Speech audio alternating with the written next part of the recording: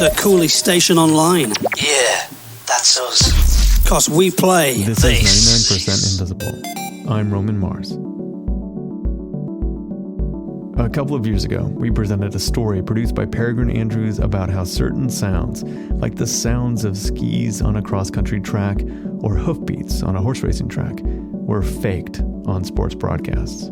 It ended up being one of our most popular and provocative episodes ever, mainly because people were really taken aback by the notion that any part of a sporting event might be faked.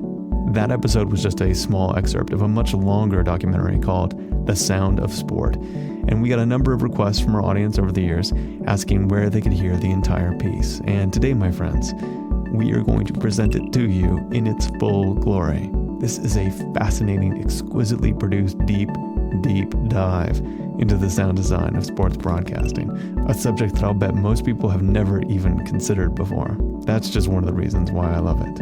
Keep in mind, this was originally broadcast in 2011, so it's after the World Cup in South Africa and before the London Olympic Games in 2012, so just to place you in the proper sports history context.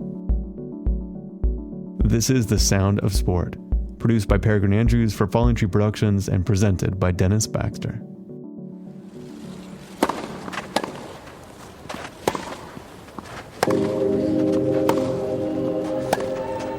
I like listening to sports.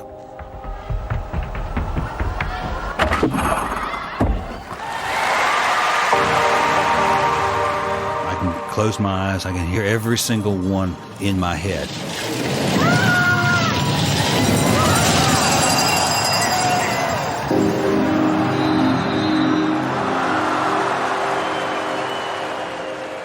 It's my belief that people have ingrained in them a memory of certain sounds.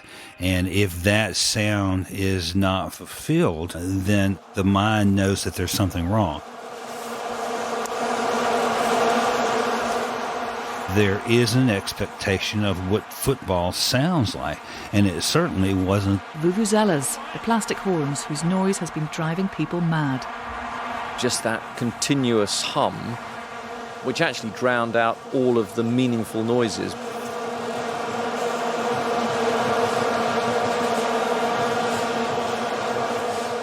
The sound of the World Cup in South Africa and those damn vuvuzelas. For many people, this was the first time they'd really thought about how sports should sound. But it's what I spend my life thinking and dreaming about. I'm Dennis Baxter, and I designed the sound of sports for television. For nearly 20 years, I've worked exclusively on the Olympics as their staff sound designer and engineer.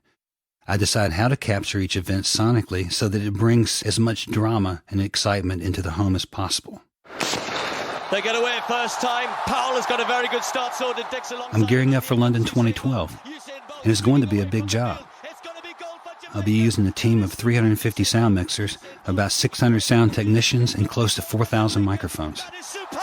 It's a new world record.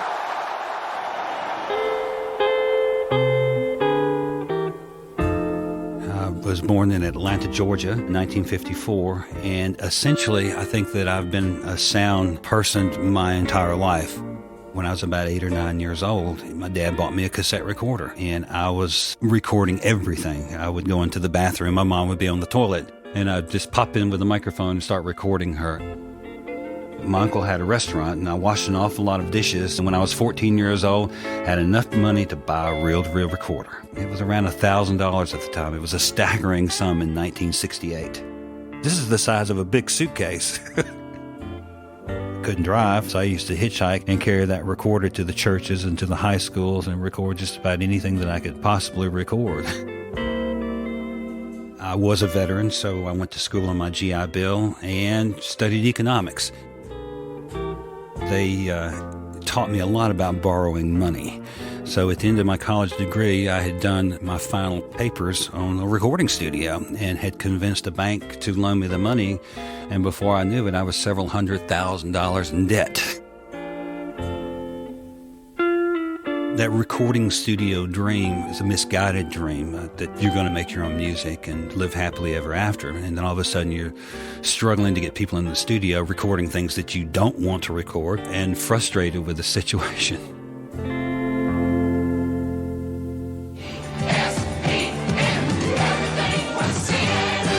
They're just minutes away from the first event on the ESPN schedule. In 1982, I found another and more profitable use of my audio skills at the newly formed sports television channel, ESPN. Instead of musicians, now I was capturing the sound of car racing, tennis, baseball, football, whatever they sent my way.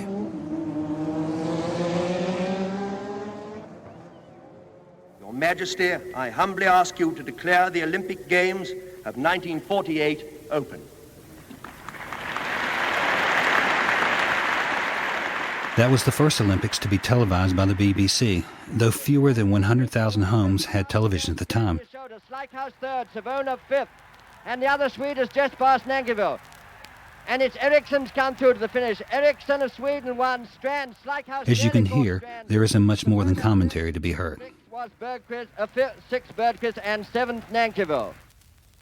My own relationship with the Olympics began in 1992, when I was offered the first full-time job as a sound designer.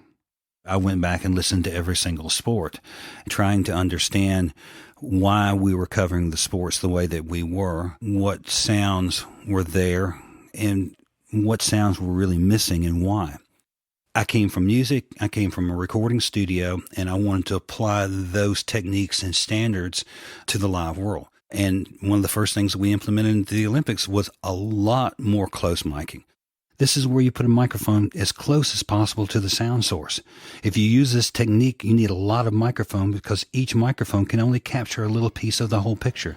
But you get more detail and definition and a hell of a lot better sound.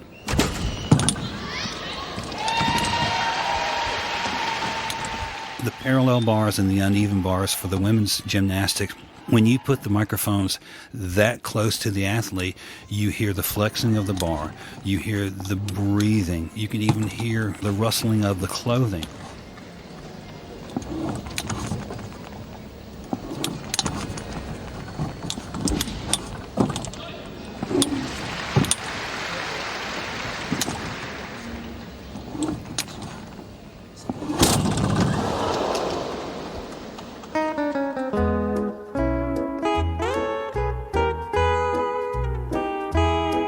My dad was very anti-rock and roll, and he goes, okay, I'll get you a guitar. And I was just thrilled. Well, come Christmas morning, he got me a guitar, and it was an acoustic guitar with a Chet Atkins record. And I love Chet Atkins to this day, but for the next 2 years after I got the acoustic guitar, all I was trying to do was make it louder. And I stumbled across a contact microphone, which is a device, a microphone that you actually can stick right onto the top of the guitar to amplify it. It picks up the actual vibrations of the wood and consequently the sound of the guitar.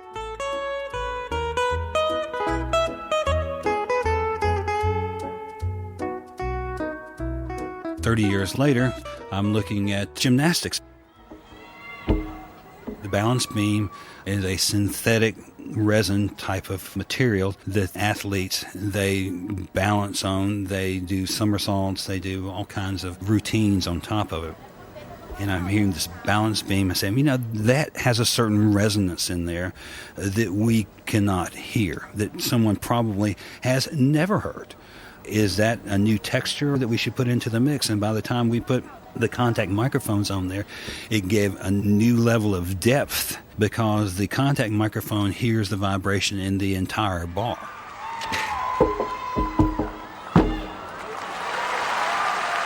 You're hearing the athlete on the bar, you're hearing the depth and the movement.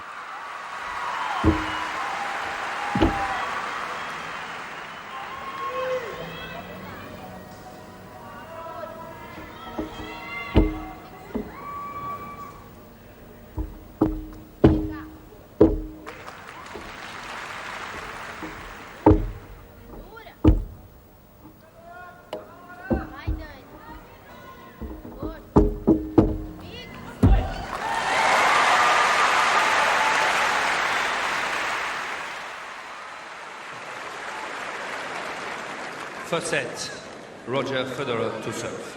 The final Ready. of Wimbledon, 2008. Here we go. Play. In 2008, the team responsible for the sound of the Wimbledon men's final was nominated for a BAFTA award.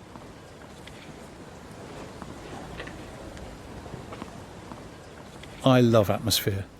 That is my job as far as I'm concerned. It's the atmosphere that you generate that makes people be there. I'm Bill Whiston, and I'm the sound supervisor who did the sound for the 2008 Wimbledon tennis finals, the gents.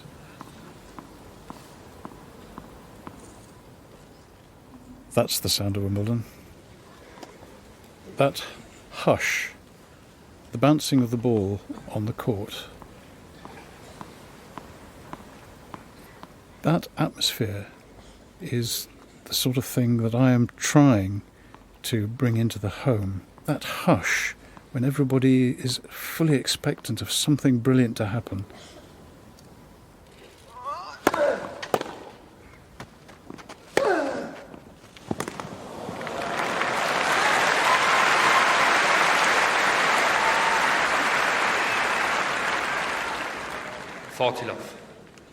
There's lots of microphones on the court.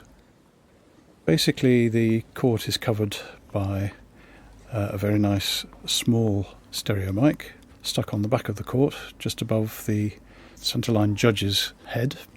So that occasionally causes an interesting moment when they shout.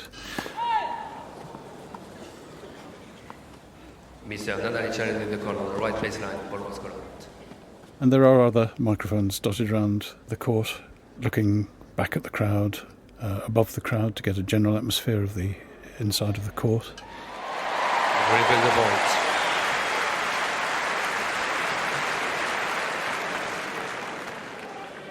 Love. And you will no doubt have seen on close-ups of the chair when the contestants are sitting either side of the chair during changeovers that you have an array of microphones actually on the chair. And those are used these days, ever since Mr. McEnroe's outburst, to try and pick up anything that's interesting and said to the umpire.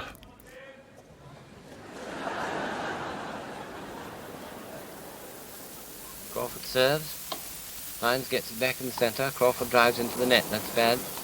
Bad for him. Deuce. The way tennis used to be covered way back in the early days was to actually have what was called an apple and biscuit microphone. They'd stick that over the top of the umpire's chair, so you got a bit of umpire on it, as well as the rather distant smashes of the ball. His service puts him at such an advantage even when Crawford gets it back, that he's able to come up and volley and put the ball where he likes. Crawford returns the service, and it's out. Very love. When I first joined Outside Broadcasts, they were still doing mono.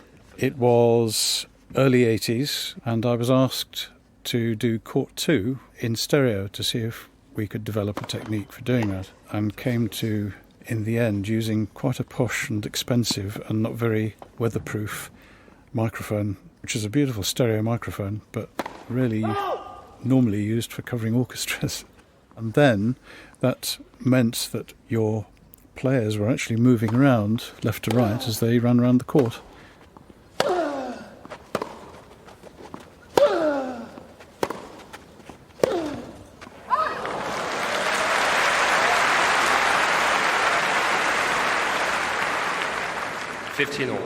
That's now evolved into a surround technique where you have not only the crowd and the players in front of you, but the crowd also goes all the way around the back of you. So when you're in the middle of a cheering crowd, when it's been recorded well, the surround really involves you in the play, if you like. It's like actually being there.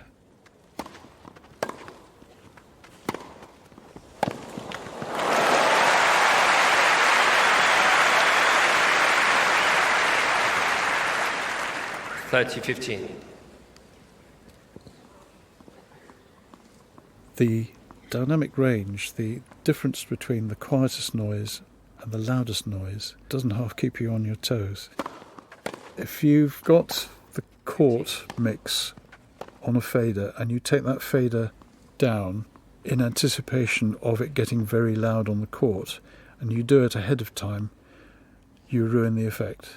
What you've got to do is time it in such a way that the second that quiet atmosphere changes into the huge roar from the crowd, you've got a split second to fade down that effect, if you like.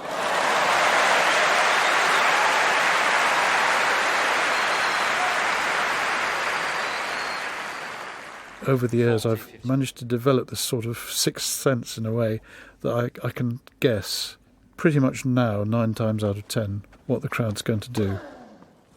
Getting that exciting stillness, anticipation, and then this huge roar when it's all developed into something really wonderful.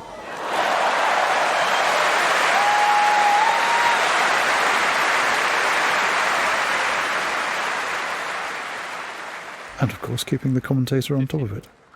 Well, that would be the right time to serve your first ace. Nadal now with a second set point. What was brilliant about that particular final was that they let it breathe. They didn't talk all over it all the time. I have had a number of people say to me, is there any way that we could have a feed without a commentator? I think that would be something that people would really appreciate. You could add your own commentary then. Producers of the old school would tell a commentator to shut up. I don't think many do now. I'm Barry Davis, and for a few years I've been a commentator on various things. When a goal is scored, I would just hold my commentator if I was producing just for 5-6 seconds, wind up the sound of the crowd, and then let him come in.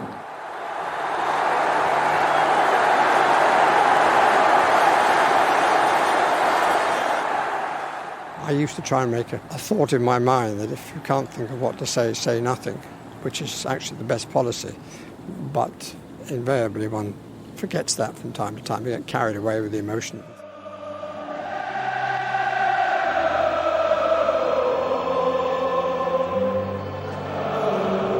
Euro 96, when England played Germany in the semi-final, I can remember very well.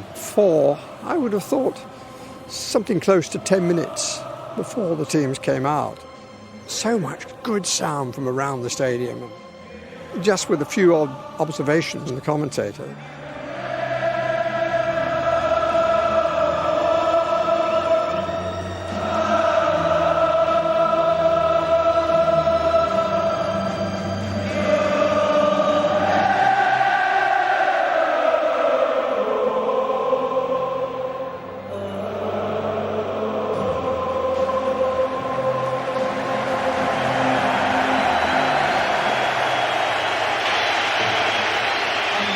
Everyone joining in,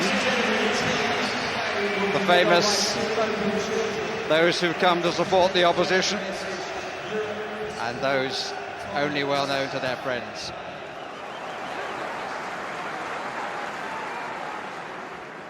People may be unaware of what I'm trying to achieve, but if you've got a bunch of people sitting at home going, gosh, wasn't that a terrific match? They don't actually say, gosh, wasn't the sound terrific? But you know that is so much part of it.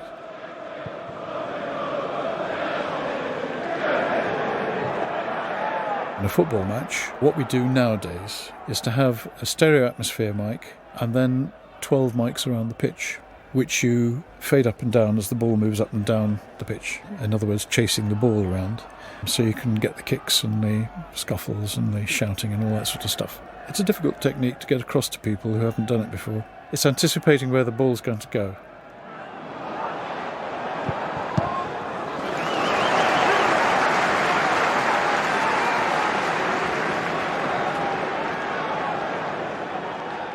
Personally, I don't favor the system of fixed microphones around the pitch that Bill describes. I prefer to use 4 roving operators who each point a directional microphone at the action. They follow the action. I believe that this gives a better, more defined kick sound, and it's a method I've used at the last 4 Olympics and will use in London for the 2012 football events. What you're hearing now is a game from the Athens Olympics in 2004.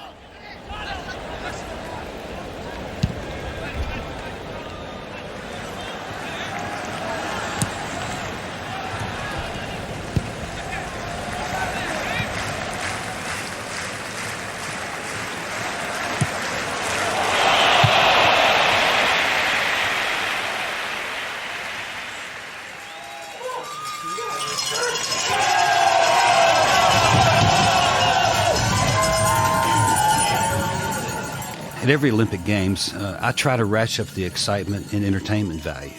And certainly winter sports are fun because you're trying to convey a sense of speed and motion. I've always enjoyed the sound of bobsled. In Vancouver, there were 44 cameras. At each camera position, there was a distinctly different oral perspective, and I was trying to put the viewer, the listener, in the place of the athlete. And I made every camera position a sound zone.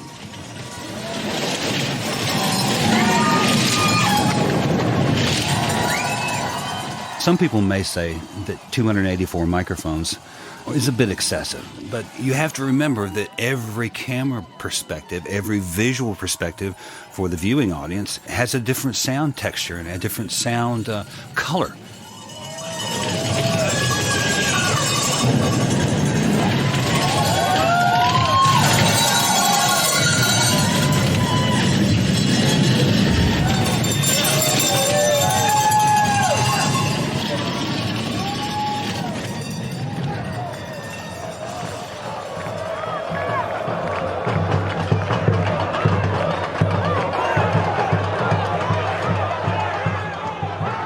It's like a piece of music that if you just sit and listen to the crowd, you hear like how it swells and dives and peaks and then suddenly bursts. It sounds to me like an orchestra.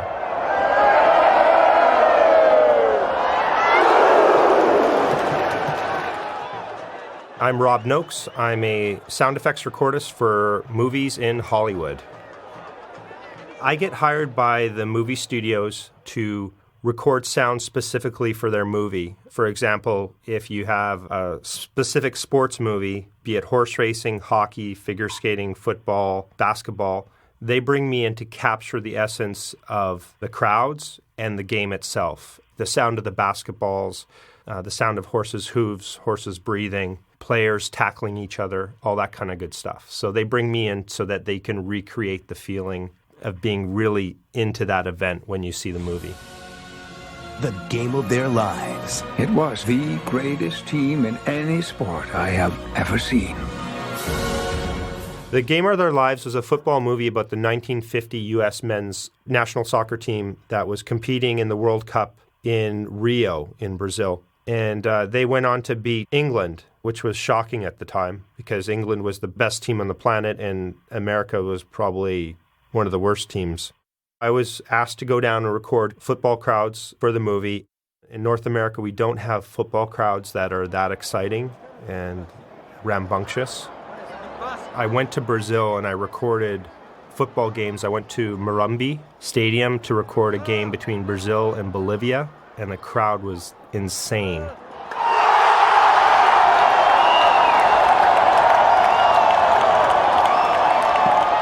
I would just, move around the stadium and listen for pockets of chanting and cheering or loud fans and listening for the energy.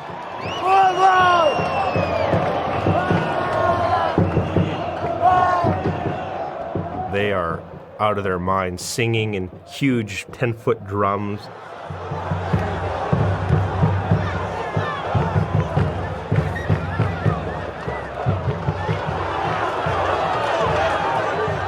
When you can feel someone screaming and their guts are coming out as they're yelling, that's going to translate when you hear it in the movie. So I'm looking to record the people that are really passionate and into it. And so I would set up near them. I had a handheld recorder. I'd try to not let them know I was recording. So I didn't want to change their performance.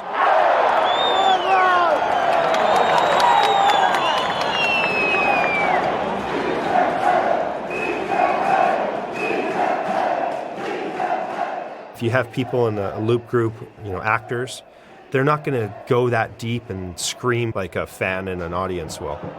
It's amazing. When you can recreate with real people that energy, that's the way to do a sports movie.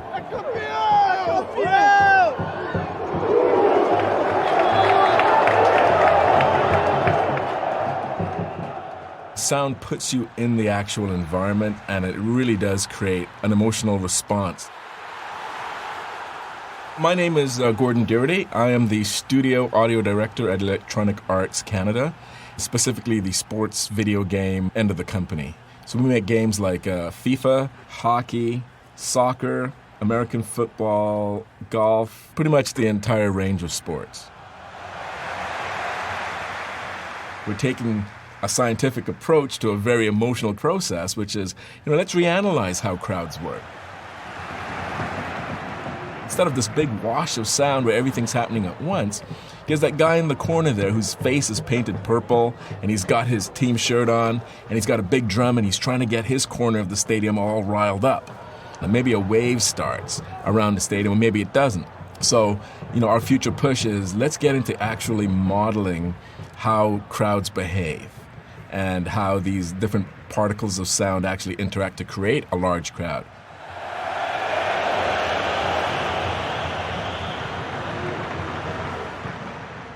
We work a lot at how can we keep improving the actual game experience. We try to bring it down as authentic as possible, but then we have to go beyond, because normally you would not hear, the details of the sound on the pitch on TV, but as a gameplay you expect to hear the kicks.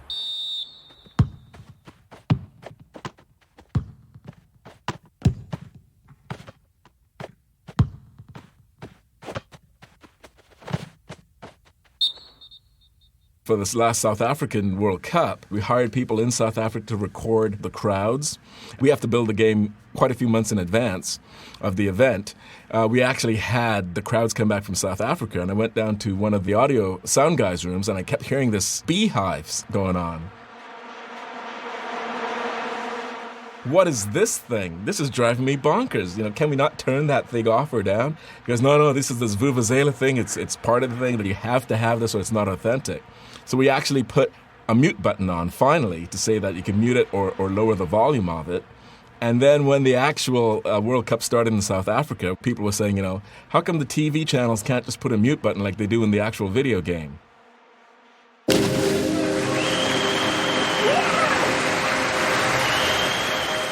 Diving is another one of my favorite sports. It's a great example of really trying to isolate the micro sounds of the sport. You can really separate the above sounds in the swimming hall and the below sounds. It's a Cooley Station Online. Yeah, that's us. Because we play this. Focus and the sense of isolation of the athlete.